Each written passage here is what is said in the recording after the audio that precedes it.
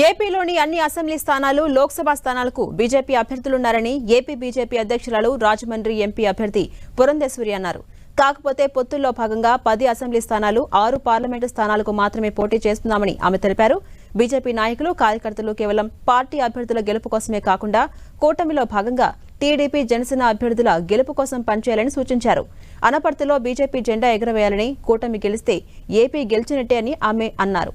BJP తరపున పోటీ చేసే ప్రతి అభ్యర్థి మోడీయే అని పురంధేశ్వరి అన్నారు. ఏదో రాజమండ్రి ఎంపీ అభ్యర్థిగా నేను ఇక్కడ నిలబడి చెప్పట్లేదండి.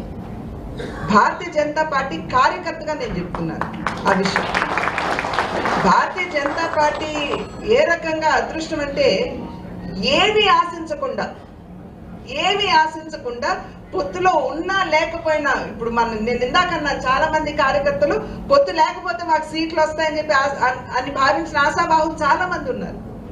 కానీ పొత్తులోకి వెళ్ళిన తర్వాత వారి ఆశ ఏదైతే ఉందో నీరు గార్చబడినప్పుడు కూడా వారు ఎటువంటి బాధకి నిరాశకి లోను కాకుండా మేము భారతీయ జనతా పార్టీకి మేము పనిచేస్తాము, మాకు అక్కడ నిలబడింది అనపర్తిలో కావచ్చు లేదా రాజమండ్రి ఎంపీగా కావచ్చు, అది పురంధేశ్వర లేదంటే శివరామకృష్ణరాజు గారు కాదు, అక్కడ నిలబడింది మోడీ గారు అనేటువంటి భావనతోటి పనిచేయడానికి సందర్భంగా ఉంది.